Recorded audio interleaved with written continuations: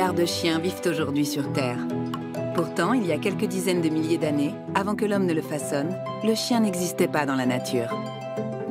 The first animal to be domesticated is, of course, the wolf, and it's one that I find maybe the most fascinating. Wolves are the ancestors of domesticated dogs. Chien nu ou barbu, à pois ou à poil, grand modèle ou miniature, délicat ou tout-terrain, les chiens ont envahi notre planète.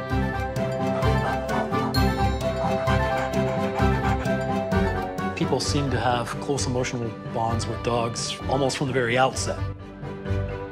Chien de garde ou de chasse, chien de course ou de compagnie, chien chinois, américain ou esquimau.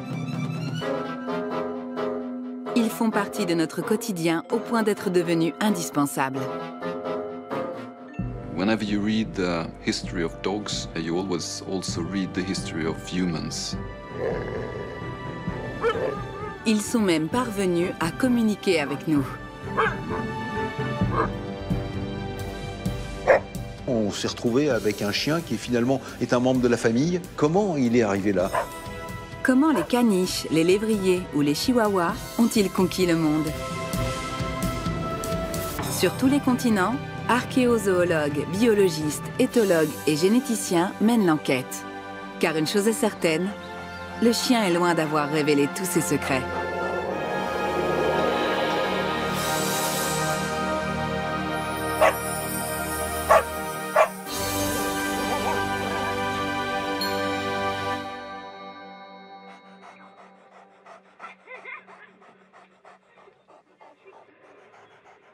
Il y a des dizaines de milliers d'années, bien avant que nos compagnons à quatre pattes ne partagent notre quotidien, les hommes ont noué une relation inattendue avec les ancêtres sauvages des chiens, les loups.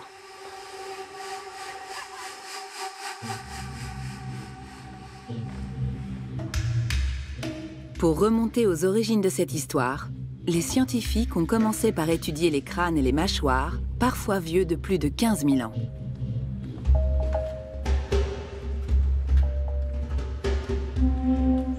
Jean-Denis Vigne, du CNRS et du Muséum national d'histoire naturelle, est l'un des pionniers des recherches archéozoologiques et paléogénétiques sur les interactions entre l'homme et les animaux.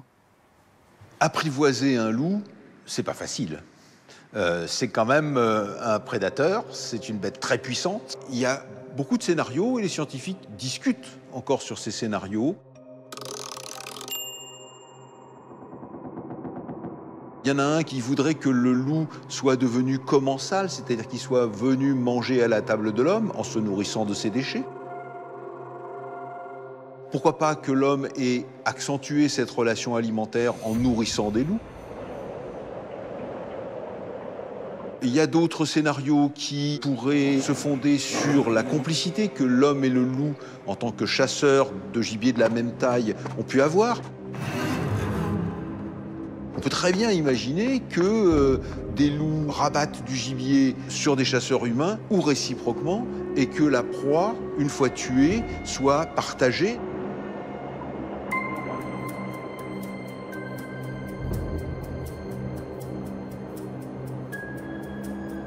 Le scénario le plus vraisemblable, c'est de démarrer avec des louveteaux et de profiter de ce système d'empreintes, de les faire pénétrer dans la communauté humaine.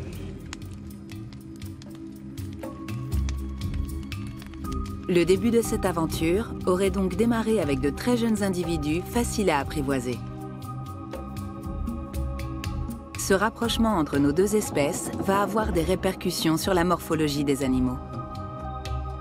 De fait, nous, ce qu'on voit en tant qu'archéologues, archéozoologues, c'est effectivement tout d'un coup des loups qui sont très petits, anormalement petits, comme jamais on a pu voir des loups de cette taille-là. Et ça, on appelle ça chien.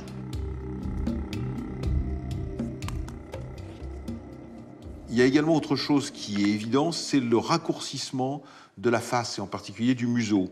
Il y a ce qu'on appelle le stop, c'est-à-dire le profil du front qui s'incurve, devient convexe chez de nombreuses races de chiens.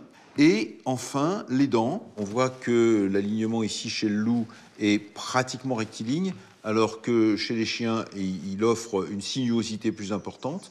Et puis on voit aussi qu'il y a des dents qui empiètent sur l'espace de leur voisine, alors que chez le loup, il n'y a pratiquement pas de recouvrement entre les deux espaces.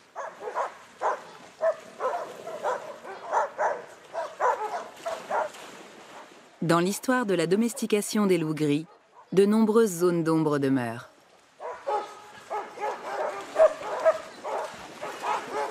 Où et quand ce processus a-t-il commencé?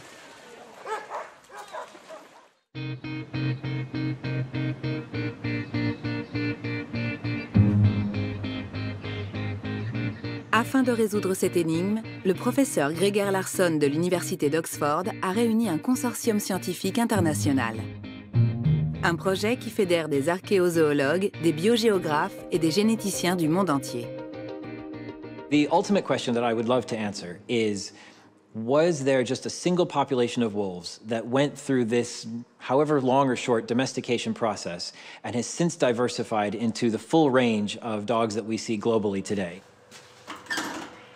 L'histoire du chien constitue une part fondamentale de l'histoire de l'humanité. En savoir plus nous éclaire sur notre propre histoire.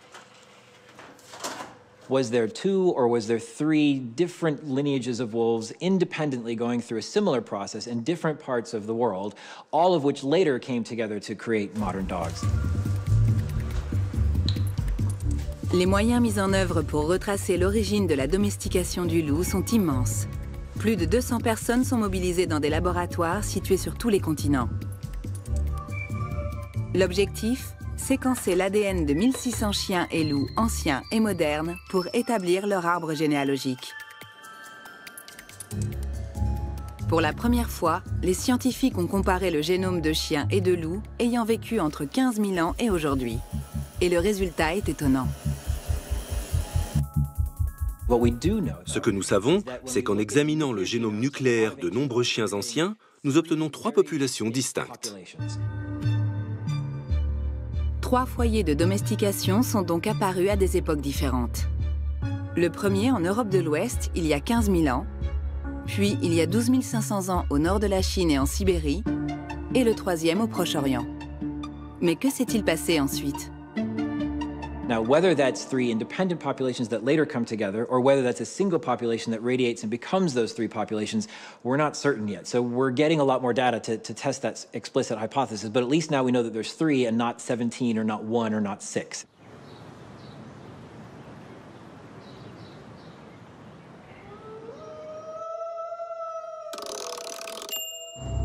Au Paléolithique, les hommes sont encore chasseurs-cueilleurs. Ils se déplacent avec des chiens, au gré des saisons et de l'abondance du gibier. Mais quelles pouvaient être les relations entre ces premiers chiens et ces populations nomades? Seulement une quinzaine d'ossements des premiers chiens du Paléolithique ont été découverts dans le monde. Ceux d'un chiot trouvé à Oberkassel ont 14 300 ans. Luc Janssens, vétérinaire et archéologue, a retracé son histoire. The find of the Von Oberkassel dog was very important because it was found in what we think was a grave. So the 2 people died spontaneously due to disease or whatever, and the dog was buried together with them. The first thing that struck me when I saw these rests was that there were severe problems with the teeth, and that these problems only occur in dogs and wolves when a certain type of virus, and that is the maladie de Carré, caused by a morbillivirus, which is very typical for young dogs. Most of them die, even nowadays, with veterinary care. So it was very remarkable that this dog had survived this very severe disease. Our assumption is that this dog had been taken care of by these humans for a very long period of time to survive. And then, when they died, sort of buried with them as a sign of their great attachment during life of the dog.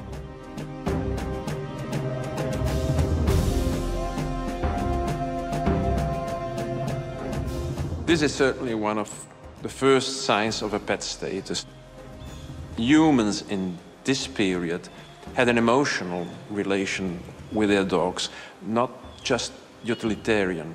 And we proved really that there was another sort of relation between the dog and humans, a really emotional one.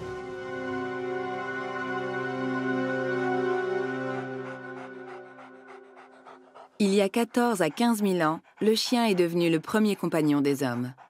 Leurs destins se sont scellés pour le meilleur et parfois pour le pire.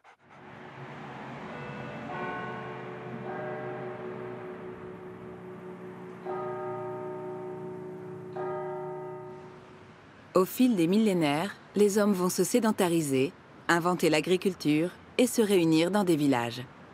À Erxheim, au sud de l'Allemagne, des fouilles ont mis au jour un village et des tombes du néolithique. Il y a 7000 ans, à l'emplacement de ce rond-point, les premiers agriculteurs européens ont enterré ensemble des centaines d'humains et de chiens.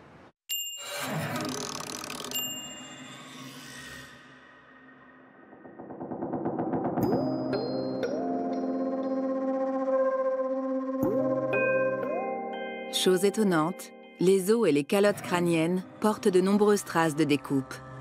Et ceux des chiens indiquent qu'ils ont été traités de la même manière que ceux des humains.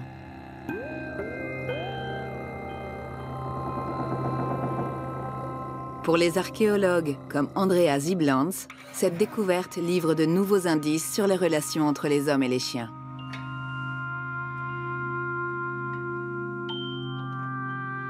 Es ist sicherlich davon auszugehen, dass die Hunde hier in einem rituellen Zusammenhang auf diese ganz besondere Weise zerlegt wurden, wie eben auch die Menschen rituell hier behandelt werden. Das zeigt sich ganz deutlich daran, dass die Hunde eben nicht wie Schlachtabfall zerlegt sind. Selbst wenn das Fleisch gegessen wurde, ist das hier ganz stark in einem rituellen Zusammenhang zu sehen. Les chiens accompagnaient donc parfois les villageois du néolithique jusque dans l'au-delà. Ils étaient associés dans la mort comme ils l'avaient été dans la vie. Mais quelles autres fonctions pouvaient-ils avoir au sein de ces premières communautés agro-pastorales d'Europe occidentale ?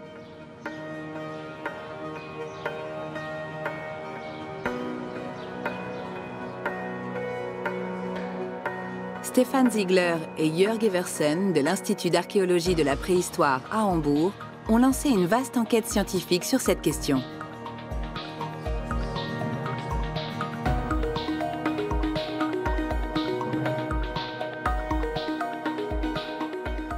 Die Beziehung zwischen Hund und Mensch ist sehr vielfältig und umfasst ein sehr breites Feld und hat sich auch im Laufe der Jahrtausende immer wieder geändert, regional wie saisonal.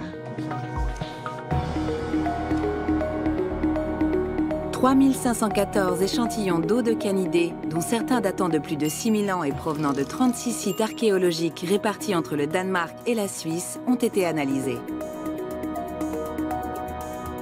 Que vont-ils révéler sur les relations entre les chiens et les humains au cours de cette période ?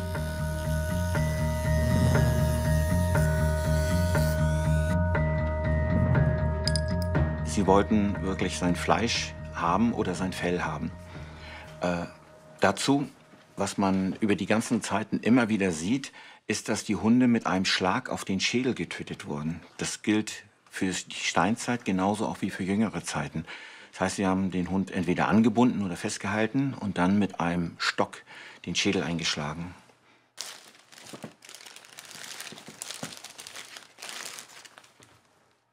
Die Menschen haben ihren engsten Begleiter, den Hund, zu allen Zeiten auch getötet.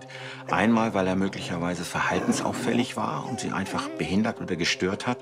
Zum anderen aber auch, weil sie ihn nutzen wollten.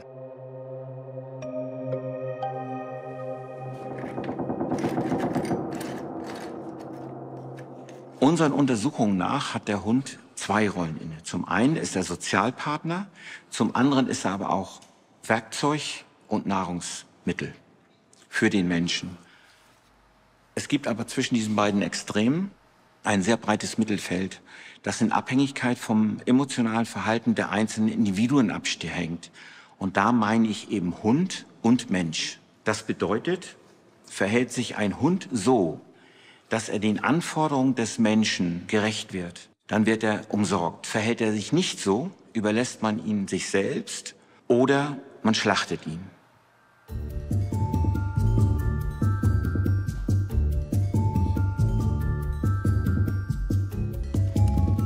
Vivre aux côtés des premiers cultivateurs n'a donc pas toujours été un long fleuve tranquille.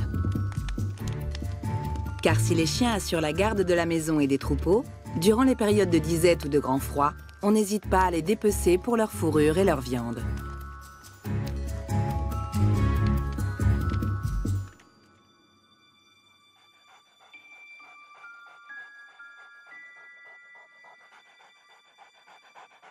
Canis familiaris va pourtant poursuivre sa conquête du monde, même dans les endroits les plus reculés.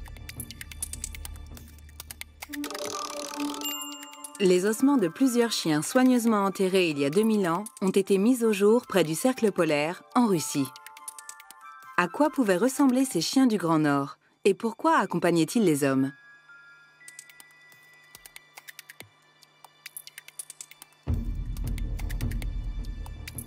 Depuis plus de 5 ans, le professeur Robert Lauzet fouille ce site d'Ust-Poluy difficile d'accès.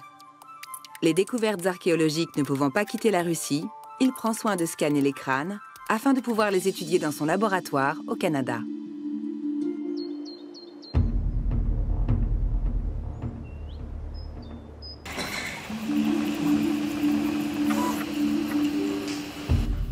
De retour au département d'anthropologie de l'Université d'Alberta, les données du scanner permettent, à l'aide d'une imprimante en 3 dimensions, d'obtenir une reproduction exacte du crâne de ce chien découvert dans l'Arctique.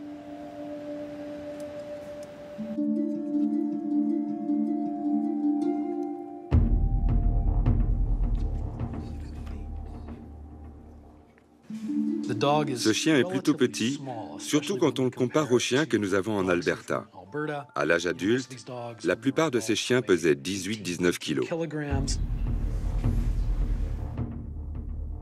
Ces anciens chiens d'une taille d'environ 50 cm au garrot étaient probablement semblables aux huskies de Sibérie au pelage noir et blanc. One of the things that really intrigued us about the site, in the 1930s, when they excavated it, they found a small knife handle made out of antler. And at the end of that knife handle is a carved, sculptural image that appears to be a dog wearing a harness. So we thought to ourselves, this may be an indication that dog sledding had begun in this portion of the Arctic about 2,000 years ago. This site also has hundreds of these artifacts. These are swivels made out of reindeer antlers. So you have a plate and a pin. Plate connects via straps to the harness on the dog, and the pin connects to a strap that goes back to the sled. And these allow the dog to lay down, to roll around a little bit without tangling up the lines. So it's just this real range of ways of being with dogs, loving them, eating them, sacrificing them, and working with them.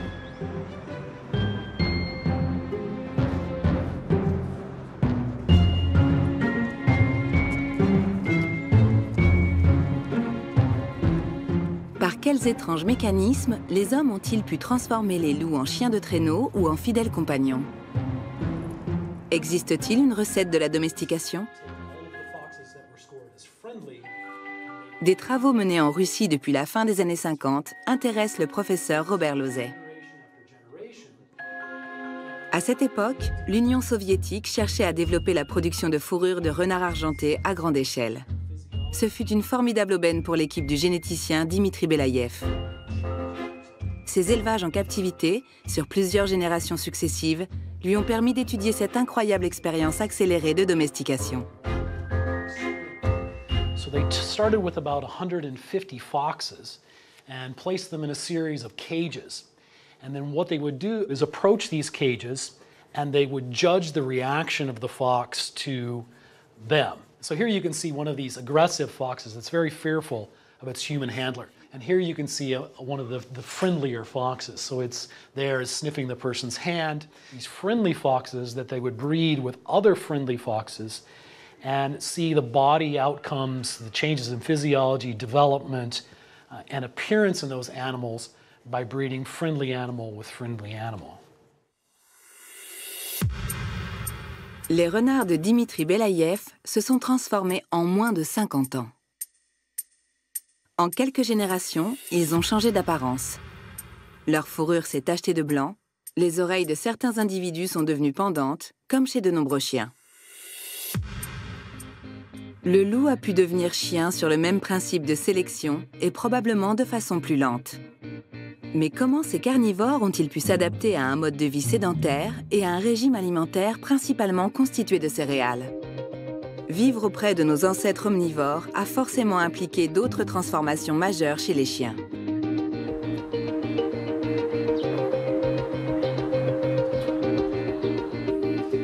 Généticien à l'université d'Uppsala en Suède, Erik Axelsson étudie les mutations qui ont permis aux chiens de rester aux côtés des hommes. It became necessary for dogs to change from hunters, basically living off meat, protein and fat, to farmers living off much more starch. And that adaptation was obviously crucial for dogs. Dogs adapted to this new diet by copying the amylase gene. By that, they were able to make more amylase enzyme, which in turn led to more efficient starch digestion. So when we compare an average wolf with an average dog, we see that dogs have 5 times more copies of this particular gene then. Les scientifiques ont d'abord comparé 12 loups provenant du monde entier avec 60 chiens actuels et de races diverses. Pour confirmer leurs résultats, ils ont poursuivi leurs études sur des centaines de chiens. When we compare human populations living as pastoralists or hunter and gatherers with populations that have been living as farmers for a long time, we can see a slight shift in copy numbers. In that specific case, dogs and humans have co-evolved. Cette évolution génétique fut primordiale. Elle a permis aux enzymes sécrétées par les glandes salivaires et le pancréas de transformer l'amidon en glucose, un sucre simple qui sert ensuite de carburant aux cellules de l'organisme. Les chiens capables de se nourrir des restes de repas humains ont ainsi été avantagés.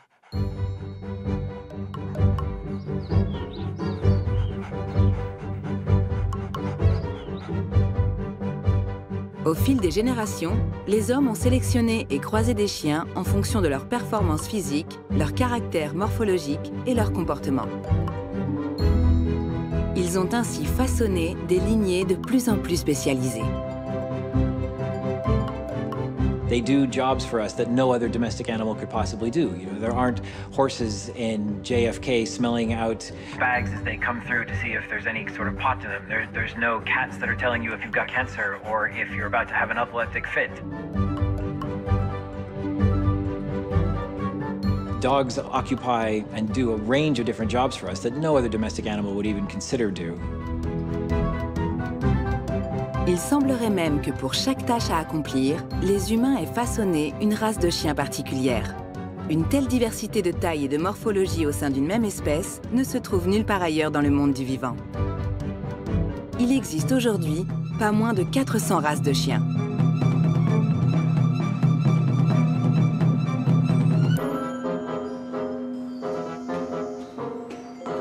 Le Muséum national d'histoire naturelle à Paris abrite une collection remarquable d'ossements et de squelettes anciens. Cela constitue une précieuse base d'informations pour l'archéozoologue Cécile Calou qui mène depuis plus de 10 ans des recherches sur le processus de domestication. Contrairement aux chats, il existe une grande variété de formes de chiens. La distinction morphologique du chien s'observe finalement assez tôt. On commence à voir des formes différentes dès l'Antiquité.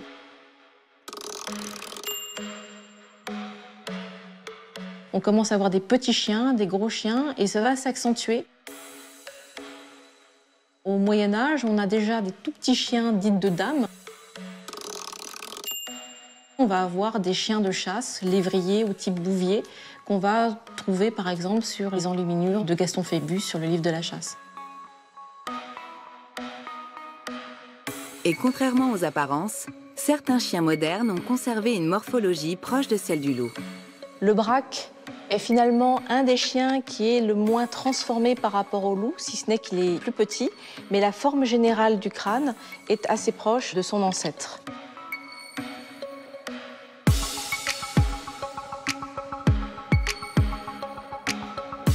Le barzeuil, qui est un lévrier, a une forme très allongée. Il a également des membres très fins et très longs. C'est un chien de chasse qui est destiné à chasser plutôt le lièvre, le lapin.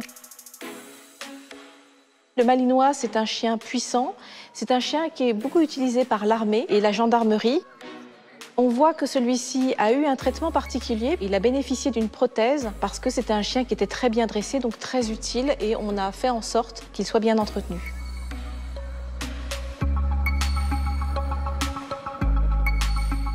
Canis lupus, le loup, et Canis lupus familiaris, le chien, n'ont apparemment plus rien à voir les uns avec les autres. Pourtant, ils appartiennent toujours à la même espèce et possèdent encore 99% de patrimoine génétique commun. Si la différence de taille complique la tâche, un chihuahua, un épagnol nain ou un chow-chow peuvent potentiellement se reproduire avec un loup.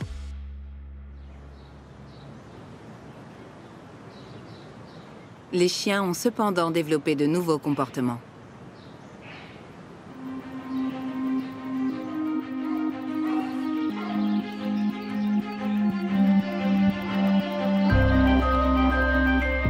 Au Centre de recherche scientifique sur le loup à Ernstbrunn en Autriche, des études uniques au monde sont en cours.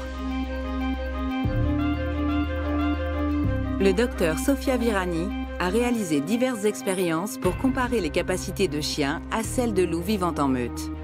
Ces derniers ont été seulement habitués à la présence des chercheurs.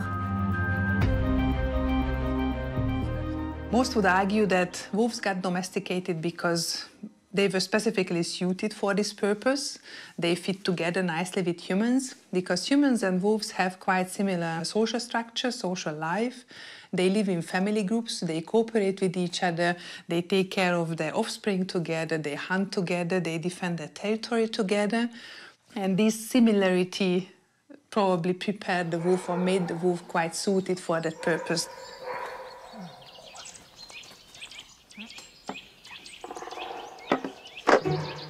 Une première expérience consiste à cacher de la nourriture sous un récipient.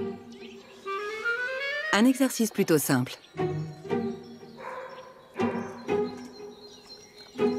L'un après l'autre, le chien et le loup vont récupérer leur récompense, chacun à leur manière.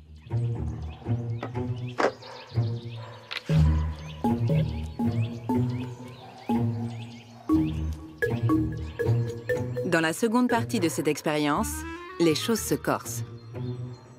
Les animaux sont confrontés à un récipient fixé sur une planche. Ils ont 3 minutes pour atteindre la récompense. The wolves, they use most of their time with trying to move the whole board somewhere, bite into the container, scratch it. They try all different pretty persistent and hard techniques to open this container somehow.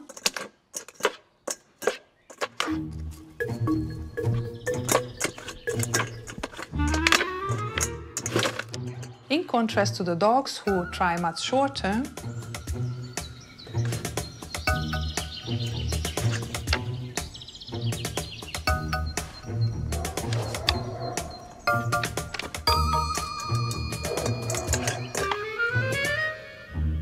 and after they have given up trying to open this container somehow, they ask for help.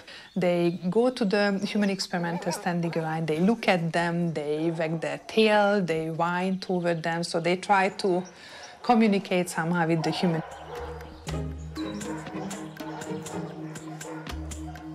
The wolf is just a pretty self-confident creature who thinks that I can solve any problem on my own, in contrast to the dog who is like, I have a problem. Is there somebody here that could help?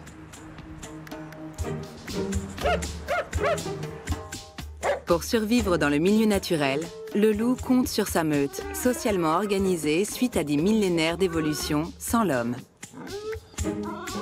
La domestication a généré une nouvelle organisation sociale hybride entre les chiens et les humains. Le chien a, dans le même temps, appris à communiquer avec nous. Et réciproquement, nous avons appris à interpréter ses postures, son regard et ses aboiements. Communiquer avec des chiens. Il nous semble que nous pouvons les comprendre et qu'ils nous comprennent en retour. Mais est-ce vraiment le cas? Comment savoir ce qu'il se passe dans leur tête?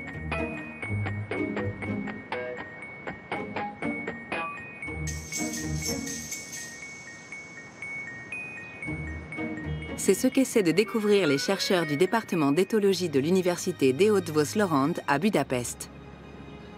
Attila Andix a eu l'idée d'utiliser une technologie habituellement réservée aux humains, l'IRM.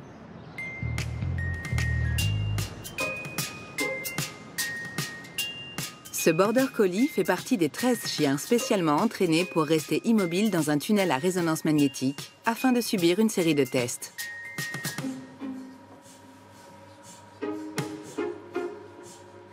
Whether dogs have the capacity to understand humans, that's a very interesting question, I think. From brain research, what I can see is dogs have the capacity to process human signals, human sounds, human faces or smells in a way that is somehow comparable to how humans or other species process sounds. This special relationship between dogs and humans is really amazing, and it becomes more amazing for a brain researcher when we look at the size of the brain. It's a small X-sized brain, and it's just hard to imagine what can this animal know that makes them so easily compatible with human social life. Grâce à cet examen, Attila Andix va pouvoir analyser les réactions du cerveau du chien.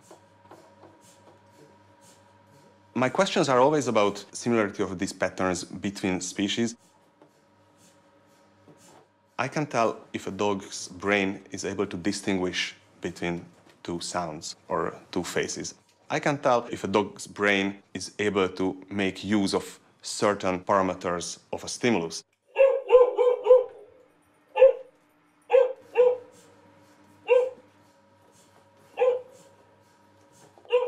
Le Border Collie va réagir à des aboiements, des voix humaines et d'autres sons de son environnement familier. Certains sont positifs, d'autres négatifs. L'objectif est de comparer les réactions cérébrales des chiens à celles des humains.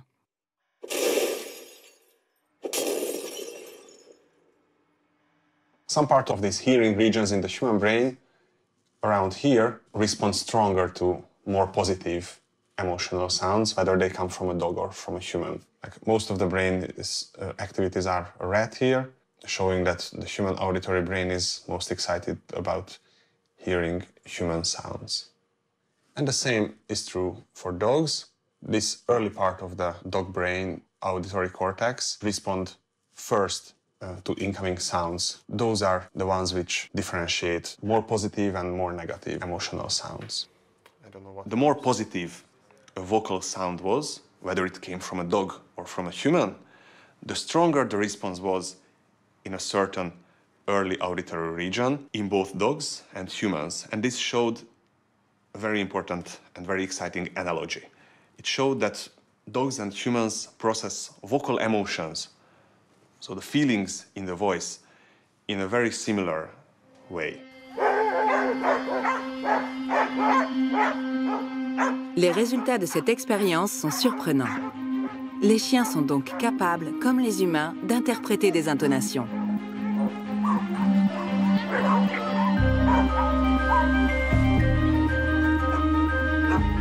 They have the capacity to focus on humans, to try and interpret the signals of humans. This very simple, small thing is enough for them to conquer the world, basically.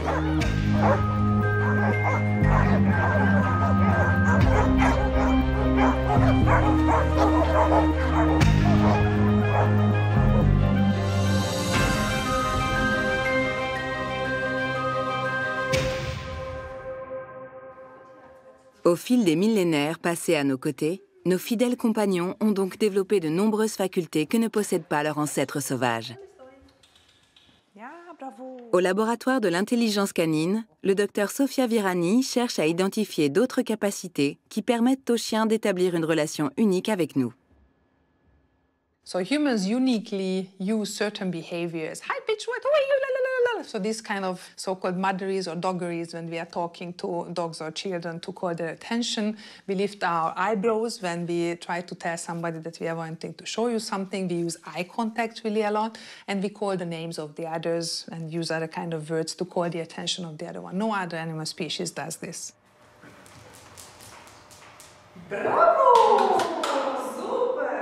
Dans cette nouvelle expérience, Sofia Virani établit un contact visuel, puis gestuel avec le chien.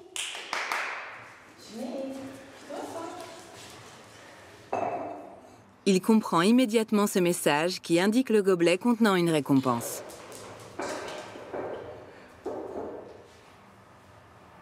Mais quand elle renouvelle l'expérience en fermant les yeux, le chien se trompe.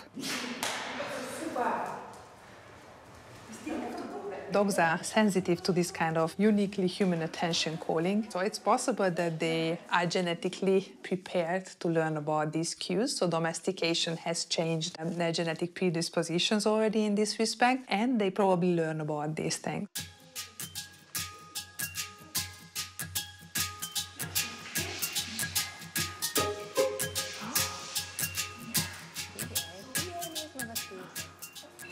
Cet autre chien est entraîné pour recevoir une récompense lorsqu'il parvient à identifier les visages souriants.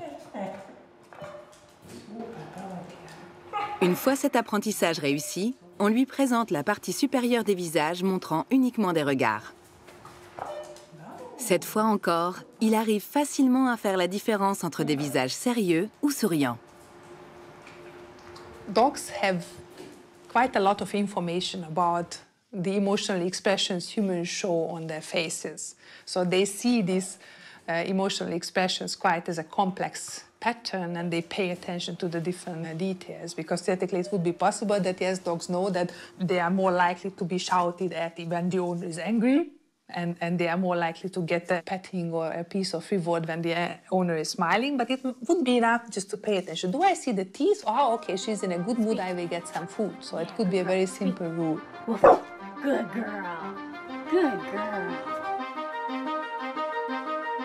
Cette faculté de capter nos émotions n'est pas la seule aptitude qui explique ce lien indéfectible qui nous unit à nos fidèles compagnons. D'où vient cette irrésistible attraction qu'éprouvent l'homme et le chien l'un pour l'autre?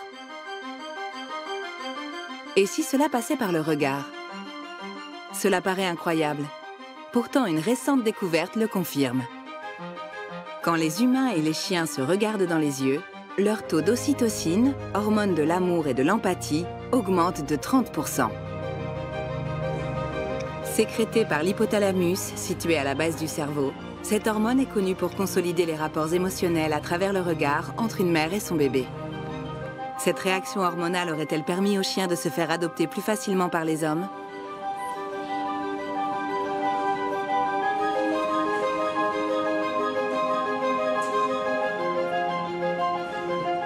À l'Académie des sciences de Hongrie, Anna Kiss étudie l'impact de cette hormone sur les chiens. Pour cela, elle administre une dose d'ocytocine à un premier groupe, alors que le second reçoit un placebo.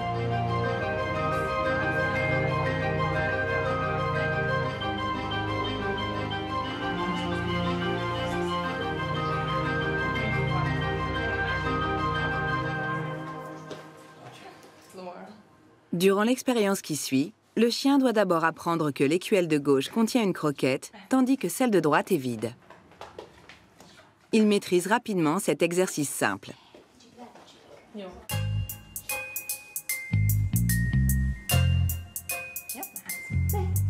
Quand on lui présente une seule écuelle, à droite, il manifeste beaucoup moins d'empressement. Il se dirige plus rapidement vers celle-ci lorsqu'elle est placée à gauche, car il a appris qu'une récompense l'y attend.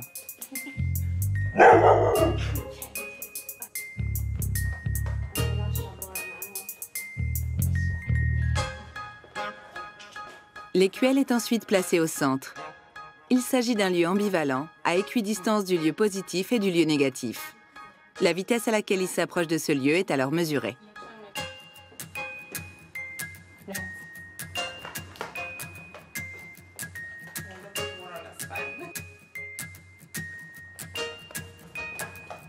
L'expérience suivante est exécutée de façon à ce que le chien ne voit pas la personne qui pose le récipient.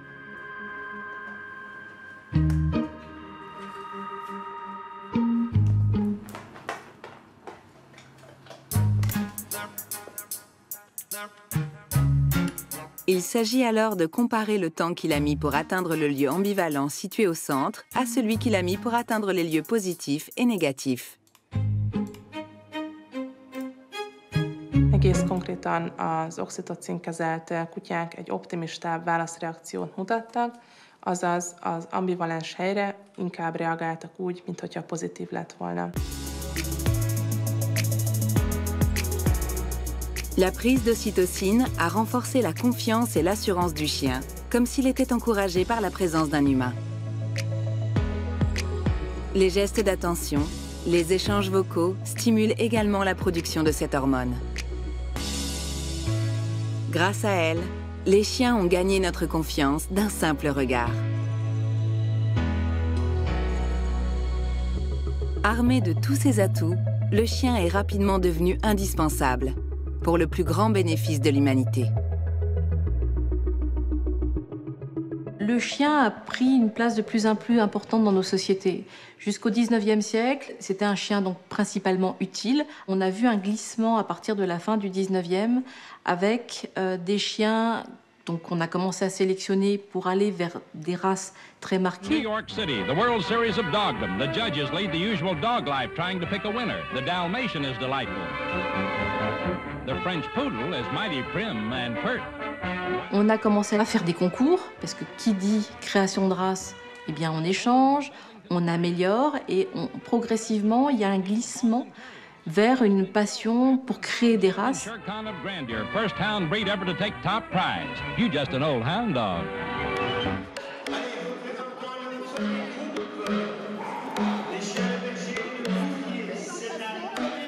L'essor de la cynophilie et notre passion pour les chiens nous a conduits à créer des races hyper spécialisées.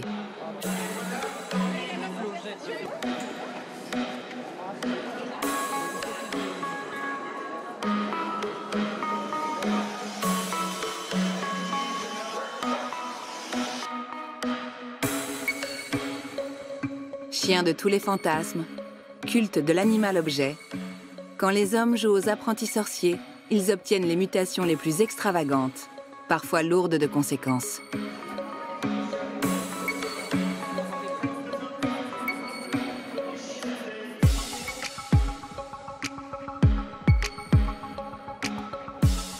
Le King Charles, c'est un chien qui a été travaillé volontairement pour obtenir une tête très ronde, de façon à rappeler les enfants, puisqu'on va spontanément vers des formes rondes. Le problème, c'est qu'on voit bien qu'il y a un très fort raccourcissement du museau. Il n'y a plus de museau, et donc ce sont des chiens qui ont malheureusement beaucoup de problèmes respiratoires et beaucoup de pathologies dentaires et diverses et variées.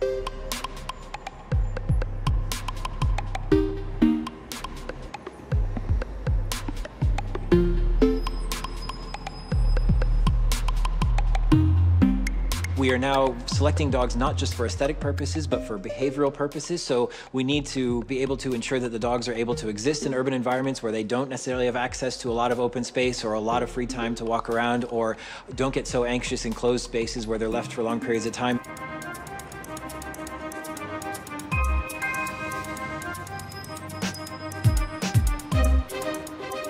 These are all selection pressures that are going to be placed on these dogs if they're going to adapt to living with us as we get more and more of us living in urban environments, which is that much further away from where the wolves came from in the first place. Au cours des sélections, nous avons privilégié les critères esthétiques sans nous soucier des répercussions sur le bien-être des animaux. Le culte de l'hypertype, c'est-à-dire l'accentuation à l'extrême de certains traits, cause des pathologies physiques et comportementales graves. Nous avons façonné des races incapables de subvenir seules à leurs besoins. Des chiens entièrement dépendants des humains.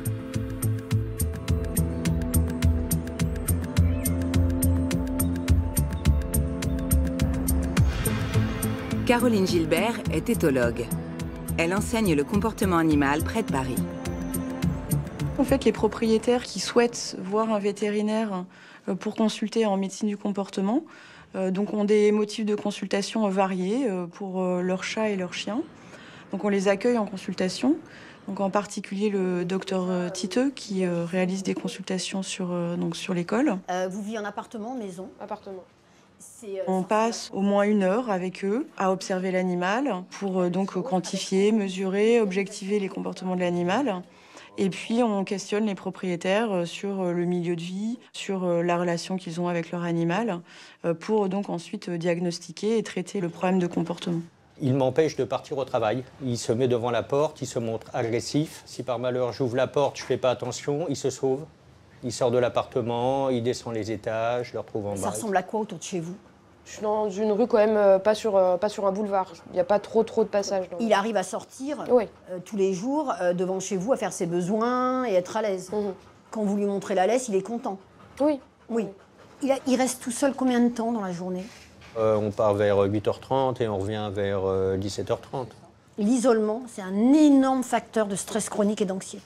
Là, ce qu'il décrit devant vous, de vous mettre devant la porte en disant « tu sors pas » et en vous menaçant, c'est exactement ce qu'il vous dit. Soit tu m'emmènes, il fuit, vous avez ouvert la porte, il va en bas, puisqu'il dit « mais moi je veux plus rester tout seul, c'est fini, j'y arrive plus ». J'en ai eu beaucoup vers 9 ans, syndrome de Cushing, le chien veut plus rester tout seul.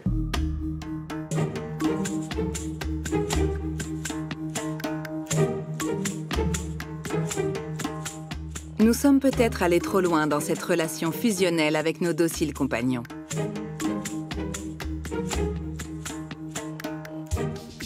Si certains chiens ne peuvent plus se passer de leur maître, de leur côté, certains maîtres ne peuvent vivre sans leur toutou.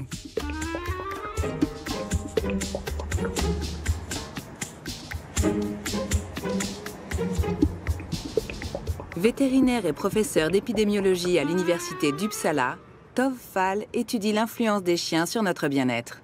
We see quite strong association with longevity, so dog owners tend to live longer than non-owners, and this effect is largest in single households. Ce n'est peut-être pas un hasard si certains d'entre nous sont plus enclins à nouer une relation avec un chien. Une toute nouvelle étude suggère que nos gènes pourraient jouer un rôle majeur dans notre décision de vivre ou non avec un chien. I don't think that all humans were the same. They had not the same propensity or ability to domesticate animals and to work together with them. Because if you want to use a dog to assist you with various tasks, if you have a dog that is just scared of you, if you don't interact with it in a respectful way, there's a limit on how good it can become on a task.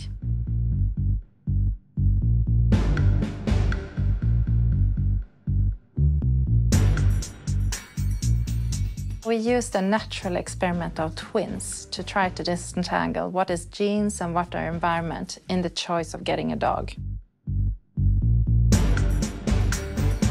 And you can do this by first looking at the identical twins and seeing how is the concordance of this trait, in this case dog ownership, in identical twins.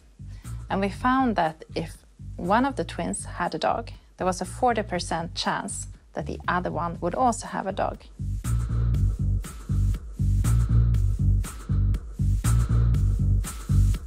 Pour établir ces résultats, les chercheurs ont analysé les données de 35 035 paires de jumeaux suédois. La comparaison entre des vrais et faux jumeaux permet de différencier l'influence de l'environnement de celle des gènes. Nous avons ensuite fait l'expérience avec de faux jumeaux.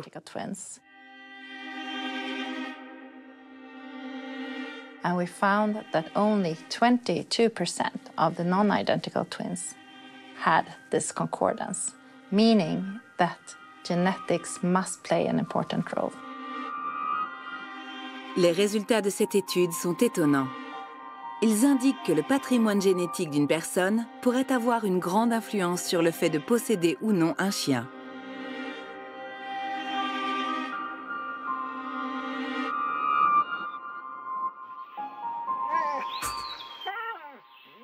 In an evolutionary context, that would mean also if this dog was good for you, it might mean that you then would be under selection. If you had more food,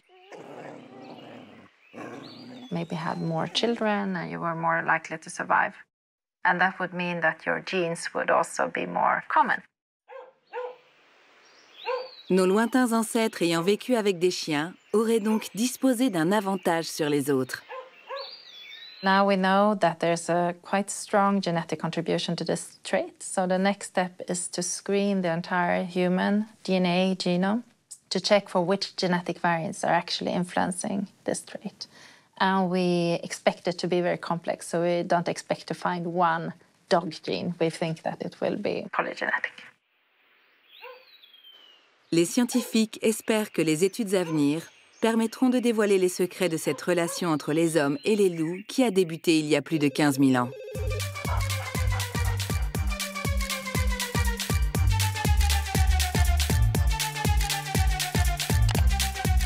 Au cours des 15 000 ans passés à nos côtés, le chien a contribué à l'essor des sociétés humaines plus qu'aucun autre animal domestique. Cette connexion si particulière a donné naissance à ce que les scientifiques appellent la société homme-chien. Cette longue complicité avec l'homme, cette vie partagée, a laissé une empreinte plus forte chez le chien en termes d'évolution comportementale, d'évolution morphologique, d'évolution biologique, que pour d'autres animaux. Le chien s'est adapté, il y a eu beaucoup de temps pour s'adapter. Evolution never stops. Evolution always goes on. So the more flexible a species is, the more successful it can be in such a fast-changing environment. And this is exactly what the dogs are good in. Dogs will remain to be one of the most successful species also in the future.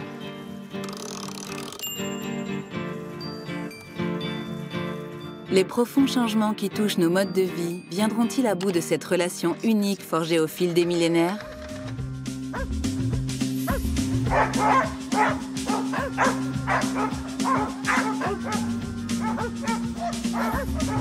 Un milliard de chiens vivent aujourd'hui sur Terre. Et pour l'instant, notre loyal compagnon poursuit sa conquête de la planète et de nos cœurs avec une arme redoutable, le chiot.